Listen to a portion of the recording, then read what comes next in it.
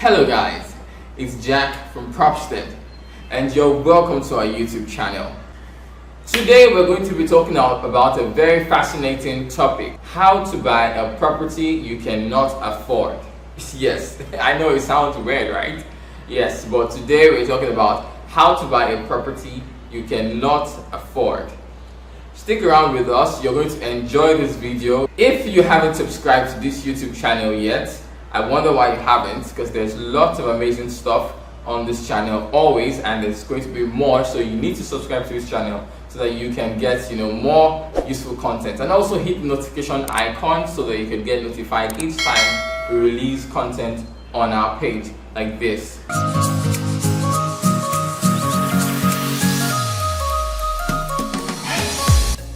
Welcome back. You're still watching the YouTube channel of Propstead Real Estate Brokerage Firm, and of course this is our YouTube channel, and you're always going to regularly get quality real estate content, as I mentioned earlier, on this channel. Right now we're going to dive right into the topic, which, as I mentioned earlier, is how to buy a property you cannot afford. I'm sure a lot of you must be wondering, this is weird and unusual. How can you try to tell me how to buy a property I cannot afford? Well, you can only find out when you stick around to the end of this video. So, a lot of us, take interest in real estate, and we find some property that, we like, when we love the location, we love the documentation, we love everything about it. We love the facilities and the features within wherever the property is located, and we're all good with it. But the only problem is our budget. Yes, the fact that you like a property doesn't mean you can get it, because of course it all has to do with the moolah, right? The money, if you really have the money to buy it. So now, how do you go about buying a property that you really cannot afford? You found this property and you love it and you really want to get it. Well, how do you go about getting it when you don't have the means to get it at the moment? And that is exactly what I'm going to be teaching you today. These are simple strategic steps you can take towards acquiring that property that you really desire but don't have the funds right now to get it. When we're talking about real estate, we always have lots of options, yeah? And these options differ in location, differ in documentation, differ in features, differ in facilities, and all of that. But we have this one that we really want. We've checked all our boxes on it. Facility, location, it's good drainage system, good, it's already built up, it's finished, it's this, it's that, and we check all that list. But then the problem is the money. So how do you buy that property? My advice to you is to take a simple course of strategic steps to arrive at buying that property. So I'm going to start with the first step. How do you buy a property you cannot afford? Number one step: do not buy it yet. I know what you're thinking right now. But yes, that is the first step towards acquiring that property. Do not buy that property yet. So, why this is important is the number two step. Now, the number two step is look for a more affordable property within your means in a location that has high returns. Do you get what I said? So number two step is to do what? Look for a property that is more affordable and within your means, and that has high tendency of appreciation. So what this means is, for instance, you want to buy a property at Abraham Adesanya, for instance, and the property is worth, say, 20 million. And then you've seen this property and you love it and you want to buy it. What this number two step is suggesting you should do is that you should look for a property that is in another location but that has good tendency of quick appreciation. So you might choose Ibejuleki, for instance. Now, you find a property in this location that is more affordable and within your means. Let's say you get a property there, you could get, say, 15 million naira. Now, you want to buy this property of 20 million, but you cannot afford the 20 million, so you buy this property of 15 million naira. Now, what you do afterwards is step 3. Step 3, what you're to do here is to leave that property to appreciate. Now, when paying for that property, you do not have to use a full outright payment. You could use an installment plan so that your other funds can be, projected towards that property that you intended originally to buy. Now, you keep, servicing the installments and also waiting for this property to appreciate. Now, over a period of say 12 months, that's a year or 2 years, or however you deem fit, this property would have gone up in price.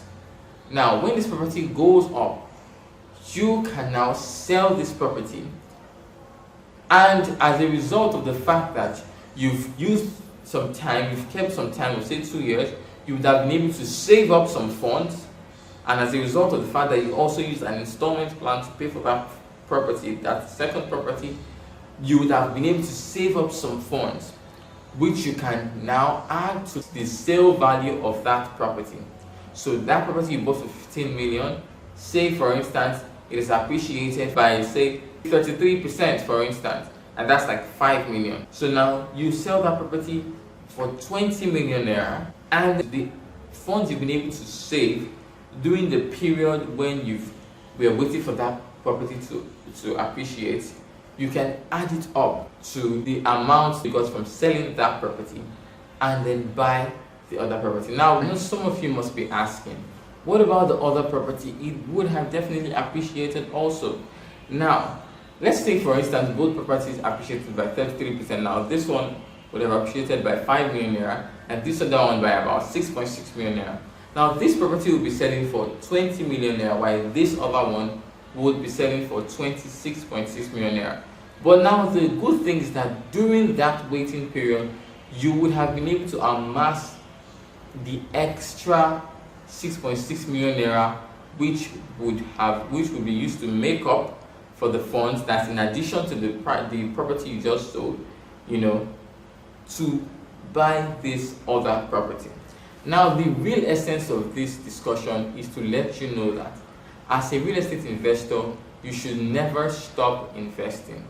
Don't stop investing. Now, what this means is that even though at the moment your property cannot afford to buy a property that you have an eye for, what you should do is not to relax, because there's what you call inflation, and for as long as you leave all your funds in the bank, inflation is affecting them, because the same amount you put in the bank, what the bank will give back to you, say at worst with interest rate of maybe 3-5% or max 10%.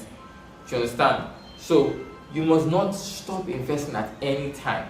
So even if you cannot buy a particular property, go and buy a lesser one, okay? Buy a lesser property and then give it some time to appreciate. Then add your fund. But make sure that even during your waiting time, during your saving period, you already have an investment that you intend to sell that is targeted towards, being flipped for the sake of the original property that you intended to buy.